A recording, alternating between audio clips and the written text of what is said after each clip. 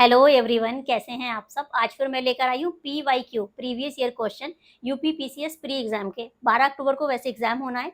Exam की date already आ चुकी है। चलिए शुरू करते हैं, देखते हैं क्या क्या पूछा गया और आने वाले टाइम में ऐसी संभावना पूरी है कि इन जो टॉपिक दिए गए हैं इन टॉपिक से दोबारा भी क्वेश्चन बन सकता है। जरूरी नहीं सेम क्वेश्चन ही बने, बट उस टॉपिक से रिलेटेड दूसरा क्वेश्चन बन सकता है। तो चलिए शुरू करते हैं। पहला क्वेश्चन है, निम्नलिखित में से कौन सा युग्म सही सुमेलित नहीं है। क्वेश्चन किसमें पूछा जा रहा है? क्वेश्चन पूछा जा रहा है नहीं में। ये ध्यान रखना है कि जब भी नहीं वाला क्वेश्चन होता है तो उस पर ज्यादा ध्यान देना होता है, कंफ्यूजन वहां पर ज्यादा होती है। तो क्वेश्चन क्या पूछा जा रहा है कि कौन सा युग्म सही सुमेलित नहीं है। नीचे कुछ युग्म दिए गए हैं। अब कैसे दिए गए हैं, जैसे कि ए में क्या दिया गया है? अंतरराज्यीय परिषद। इसके आगे एक आर्टिकल दिया गया है, आर्टिकल 263। दूसरा ऑप्शन क्या दिया गया है? वित्त आयोग। इसके आगे आर्टिकल कौन सा है? 280। तीसरा है प्रशासनिक न्यायाधिकरण। आर्टिकल कौन सा है? 323A। अब अगला क्या है? लास्ट, संघ लोक सेवा आयोग, और इसमें आर्टिकल दिया गया है 315। तो अब यहाँ पर क्या है कि सबसे पहला ऑप्शन अंतरराज्यीय परिषद, ये कल भी देखा था, यहाँ पर राइट है क्योंकि 263 में ही अंतरराज्यीय परिषद की स्थापना की बात कही गई है। यहाँ पर है वित्त आयोग, ये भी आर्टिकल ठीक है, 280 में वित्त आयोग के बारे में इंफॉर्मेशन मिलती है। नेक्स्ट है प्रशासनिक न्यायाधिकरण, 323A, ये बिल्कुल करेक्ट है। अब आता है लास्ट, संघ लोक सेवा आयोग। 315 में संघ लोक सेवा आयोग और राज्य लोक सेवा आयोग दोनों के बारे में इंफॉर्मेशन दी गई है, बट यहाँ पर केवल क्या लिखा हुआ है? संघ लोक सेवा आयोग। तो इसीलिए ये वाला रॉन्ग हो जाएगा, लेकिन क्वेश्चन के अकॉर्डिंग यही आंसर क्या हो जाएगा? राइट हो जाएगा। नेक्स्ट क्वेश्चन देखते हैं। पंचायत के सभी चुनाव के संचालन का अधीक्षण, निर्देशन, नियंत्रण किसमें निहित है। पूछा क्या जा रहा है कि जो पंचायत के चुनाव होते हैं उनके संचालन का अधीक्षण, निर्देशन और नियंत्रण किसके कंट्रोल में रहता है। तो ऑप्शन क्या क्या दिए हैं? राज्यपाल, भारत के चुनाव आयोग में, जिला पंचायत राज अधिकारी में, राज्य चुनाव आयोग में। ध्यान रखना है कि जो पंचायत के इलेक्शन है वो स्टेट इलेक्शन कमीशन कराता है, तो यहाँ पर जो कंट्रोल में रहेगा, किसके कंट्रोल में रहेगा? इसी के कंट्रोल में रहेगा। तो राइट आंसर क्या है? राज्य चुनाव आयोग में। नेक्स्ट क्वेश्चन देख लेते हैं। भारतीय संघीय व्यवस्था का तीसरा स्तर कब जोड़ा गया? किसकी बात हो रही है? संघीय व्यवस्था की बात हो रही है। इसका मतलब क्या हुआ कि पंचायत की ही बात हो रही है। तीसरा स्तर कब जोड़ा गया? मतलब पहले क्या था? लोकसभा केंद्र स्तर पर और राज्य स्तर पर, और उसके बाद क्या जोड़ दिया गया? तीसरा, पंचायती व्यवस्था, जो इससे बोलते हैं स्थानीय स्वशासन। तो ये तीसरा स्तर कहलाता है।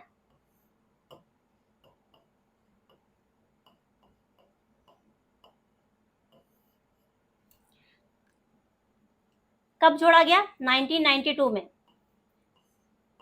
जब 11वीं अनुसूची जोड़ी गई थी, 11वीं और 12वीं। तो 11वीं अनुसूची जब जोड़ी गई थी, 11वीं में क्या आया था? पंचायत, 12वीं में नगर पालिका। लेकिन यहाँ पर किसकी बात हो रही है? संघीय व्यवस्था में तीसरे स्तर पंचायत, यानी कि जो स्थानीय स्वशासन है उसकी बात हो रही है। तो कब जोड़ा गया? 1992 में जोड़ा गया। नेक्स्ट क्वेश्चन देख लेते हैं।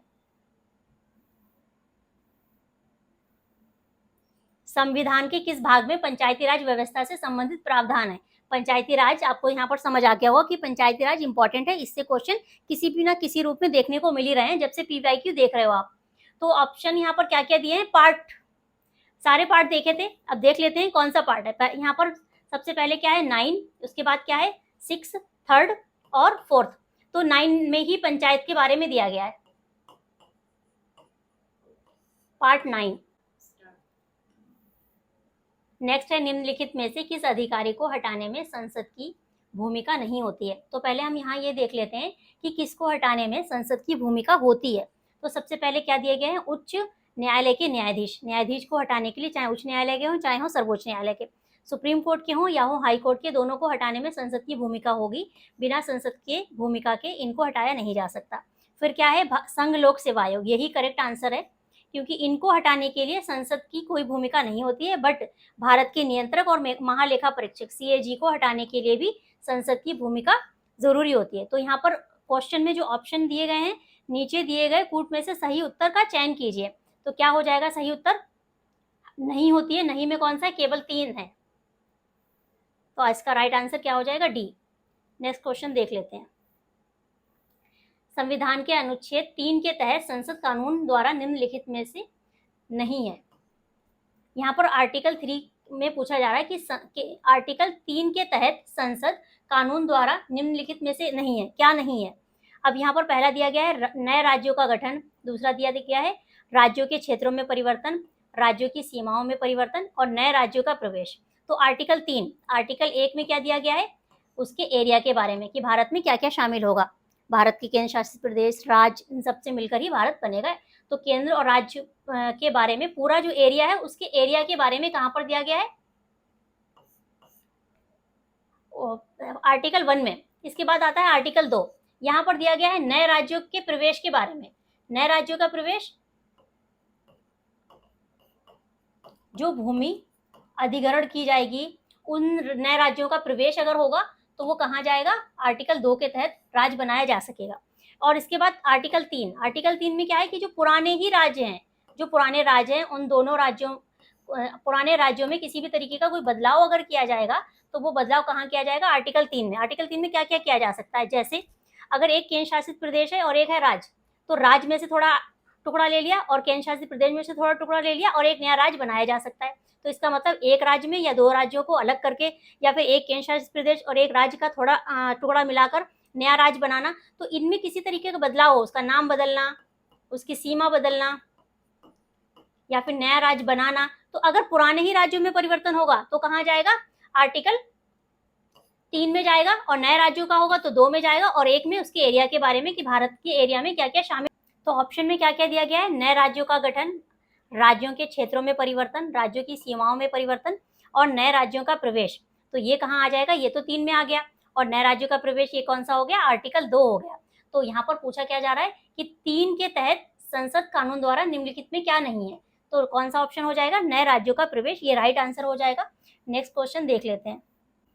नेक्स्ट क्वेश्चन है, भारत में पहला नगर निगम निम्न स्थानों में से किस एक स्थान में स्थापित किया गया था। पहला नगर निगम के बारे में पूछा जा रहा है, तो राइट आंसर है यहाँ पर मद्रास, और कब हुआ था, 1688 में पहला नगर निगम यहाँ पर स्थापित हुआ था, ये ध्यान रखना है। नेक्स्ट क्वेश्चन देख लेते हैं। भारतीय संसद के कार्यकरण में शून्यकाल से क्या तात्पर्य है। तो शून्यकाल के बारे में पूछा जा रहा है कि शून्यकाल से क्या मतलब है। सत्र का पहला घंटा, जब विशेषाधिकार प्रस्ताव स्वीकार किए जाते हैं, प्रश्नकाल से पहले का 1 घंटा, प्रश्नों के समय के ठीक बाद का समय।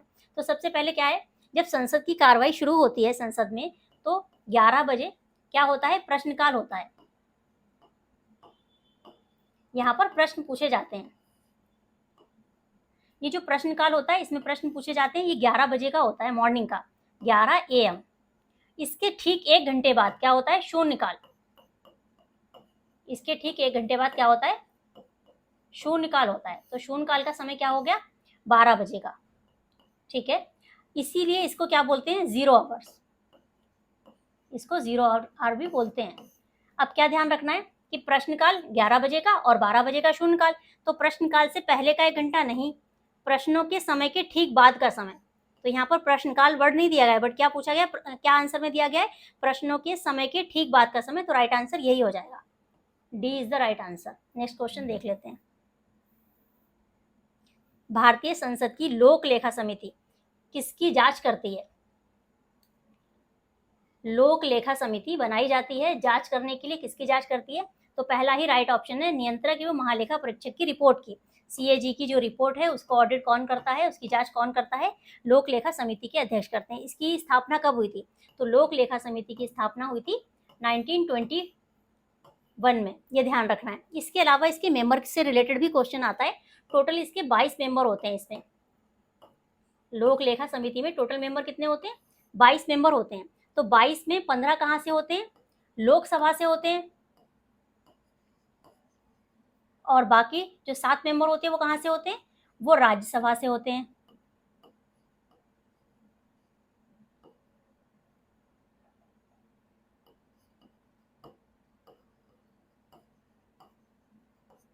ठीक है, ये ध्यान रखना है। तो इसको 100 ईयर्स हो चुके हैं और 20 मेंबर होते हैं, 22 मेंबर होते हैं टोटल, 15 लोकसभा से होते हैं, 7 राज्यसभा से होते हैं। CAG की रिपोर्ट को ऑडिट कौन करता है, लोक लेखा समिति रिपोर्ट करती है। इसके जो लोक लेखा समिति की स्थापना कब हुई थी, 1921 में हुई थी। नेक्स्ट क्वेश्चन देख लेते हैं। क्वेश्चन है, नीचे 2 कथन दिए गए हैं, एक को अभिकथन और दूसरे को कारण के रूप में अंकित किया गया है। तो पहला क्या है, भारत के मंत्रिपरिषद सामूहिक रूप से लोकसभा और राज्यसभा। क्वेश्चन यहीं पे गलत हो जाता है, क्योंकि भारत का जो मंत्रिपरिषद है वो सामूहिक रूप से किसके प्रति उत्तरदायी होता है, केवल और केवल लोकसभा। ये ध्यान रखना है, यहाँ पर राज्यसभा वर्ड आते ही ये स्टेटमेंट गलत हो गई। अगला क्या है, लोकसभा और राज्यसभा दोनों के सदस्य केंद्र सरकार में मंत्री बनने के लिए पात्र हैं। ये करेक्ट है, क्योंकि दोनों के, चाहे जो लोकसभा के सांसद होते हैं, चाहे लोकसभा के हो चाहे राज्यसभा के सांसद हो, जो सांसद होते हैं वो मंत्री बन सकते हैं, चाहे वो लोकसभा के हो चाहे वो राज्यसभा के हो। तो यहाँ पर क्या हो जाएगा, ए और आर दोनों सत्य हैं, गलत हो गया। दोनों ए और आर सत्य हैं, ए सत्य है लेकिन, ये भी गलत हो गया, ए गलत है लेकिन आर सही है। तो राइट आंसर क्या हो गया, डी हो गया राइट आंसर। नेक्स्ट क्वेश्चन देख लेते हैं। किस संविधान संशोधन ने मतदान की आयु 21 वर्ष से घटाकर 18 वर्ष कर दी गई?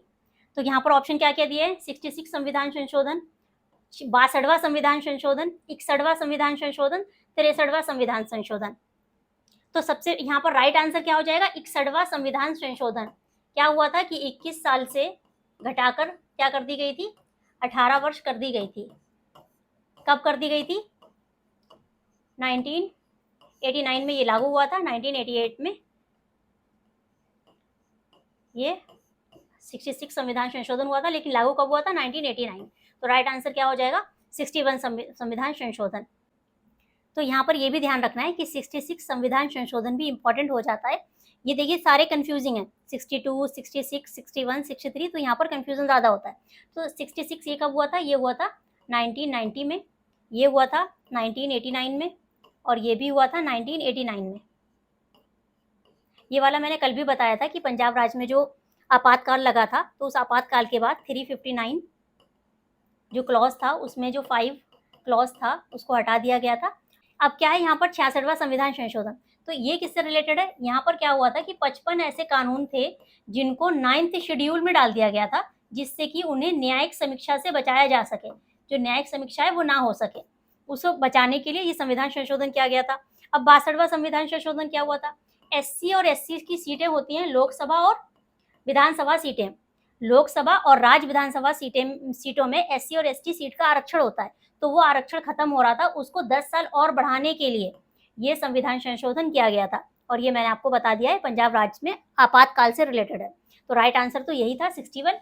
नेक्स्ट क्वेश्चन देख लेते हैं। किस संविधान अधिनियम ने GST के कार्यान्वयन के लिए प्रावधान किए? पूछा ये जा रहा है कि जो GST जोड़ा गया वो GST कौन से संविधान संशोधन के माध्यम से जोड़ा गया? तो ऑप्शन क्या क्या दिए हैं, पहले ऑप्शन देख लेते हैं। ऑप्शन दिया है 101वां संविधान संशोधन, कब हुआ था, ये हुआ था 2017 में। फिर क्या है 102वां संविधान संशोधन, ये कब हुआ था, 18 में। 103 ये कब हुआ था, 19 में। 104 ये कब हुआ था, 20 में। तो पहला यहाँ पर 101वां संविधान संशोधन जिसके थ्रू क्या आया था, GST आया था। GST है क्या, एक इनडायरेक्ट टैक्स है, गुड्स एंड सर्विस टैक्स, एक इनडायरेक्ट टैक्स है जो लागू हुआ था। 102 संविधान संशोधन जिसके माध्यम से क्या आया था, NCBC को, जो NCBC है राष्ट्रीय पिछड़ा वर्ग आयोग, इसको संवैधानिक दर्जा दिया गया था। इसके बाद 103वां संविधान संशोधन 2019, इसके माध्यम से EWS इकोनॉमिक वीकर सेक्शन, आर्थिक रूप से कमजोर वर्गों के लिए 10% आरक्षण की व्यवस्था की गई थी। फिर लास्ट क्या है 104वां संविधान संशोधन, इसके माध्यम से क्या किया गया, इसके माध्यम से SC और ST की सीटों को तो बढ़ाया गया, किसके लिए, लोकसभा और राज्य विधानसभा सीटों के लिए, लेकिन जो आंग्ल भारतीय समुदाय के लिए सीट रिजर्व होती थी लोकसभा में और विधानसभा में, उसको समाप्त कर दिया गया। नेक्स्ट क्वेश्चन, पंचायती राज पर निम्नलिखित समितियों और इन्हें काल अनुक्रमिक रूप में व्यवस्थित कीजिए। तो इन्हें क्या लगाना है, सीक्वेंस में लगाना है। तो क्या पूछा जा रहा है, अशोक मेहता समिति, LM सिंघवी समिति, VR मेहता समिति, GVK राव समिति, इन्हें क्या लगाना है, सीक्वेंस में लगाना है। तो सबसे पहले आपने कल पढ़ा था 1957 जो BR मेहता, बलवंत राय मेहता समिति है, वो है VR मेहता समिति, तो ये 1957 में। इसके बाद LM सिंघवी समिति ये आई थी 1986 में, अशोक मेहता ये आई थी 77 में, और ये GVK राव ये आई थी 1985 में। तो अब इसका सीक्वेंस कैसे लगाएंगे? सबसे पहले नंबर 1, नंबर 2 और नंबर 3 और नंबर 4, इसको इस तरीके से अरेंज करेंगे। अब क्वेश्चन, राइट क्वेश्चन क्या हो जाएगा? 3 1 4 2, 3 1 4 2, राइट आंसर बी हो जाएगा यहाँ पर। नेक्स्ट क्वेश्चन देखते हैं। भारत के राष्ट्रपति के विशेष अभिभाषण का संदर्भ लिखिए, निम्नलिखित कथनों में से कौन सा सही है? तो राष्ट्रपति संसद के दोनों सदनों की संयुक्त बैठक को लोकसभा के प्रत्येक आम चुनाव प्रथम सत्र के प्रारंभ में और प्रत्येक वर्ष के समय में संबोधित करते हैं। राष्ट्रपति अपने अभिभाषण में संसद को उसके आहूत होने के कारणों के बारे में सूचित करते हैं। तो यहाँ पर दोनों स्टेटमेंट ठीक हैं, लेकिन यहाँ पर ये ध्यान रखना है संयुक्त बैठक कौन से आर्टिकल में दी गई है। तो आर्टिकल आ जाता है 108। जब भी लोकसभा का चुनाव होगा उसके बाद दोनों सदनों की संयुक्त बैठक राष्ट्रपति बुलाते हैं, और बुलाने के बाद उनको संबोधित करते हैं, और उसके बाद राष्ट्रपति अपने अभिभाषण से संसद को उसके आहूत होने के कारणों के बारे में भी बताते हैं। तो यहाँ पर राइट आंसर क्या हो जाएगा? एक और दो दोनों करेक्ट आंसर हो गया सी।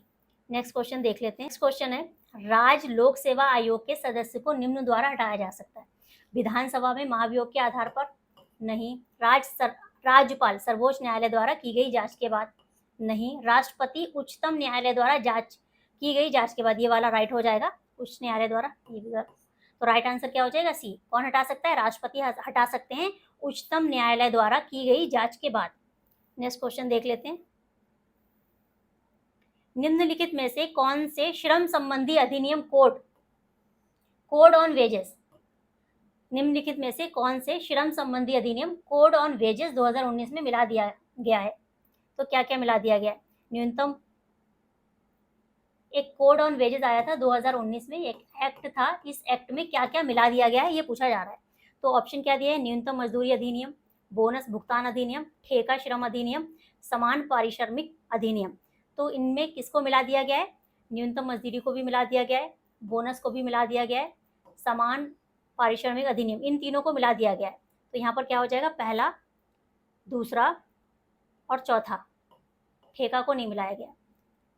पहला, दूसरा, चौथा कहाँ पर है? ये राइट आंसर क्या हो जाएगा? सी हो जाएगा। नेक्स्ट क्वेश्चन देख लेते हैं। नेक्स्ट क्वेश्चन है, निम्नलिखित में से कौन भारत के पहले वित्त आयोग के अध्यक्ष थे? आपने देखा होगा वित्त आयोग से रिलेटेड बहुत से क्वेश्चन पूछे गए। अब यहाँ पर क्या पूछा जा रहा है? पहले वित्त आयोग के अध्यक्ष के बारे में पूछा जा रहा है। तो कौन थे? श्री केसी नियोगी। लेकिन यहाँ पर यह भी याद रखना है कि अभी कौन सा वित्त आयोग है? 16th वित्त आयोग है, जिसके जो अध्यक्ष हैं वो कौन है? अरविंद पनगड़िया जी हैं। ये ध्यान रखना है, ठीक है। इसी के साथ आज की क्लास को यहीं पे क्लोज करते हैं।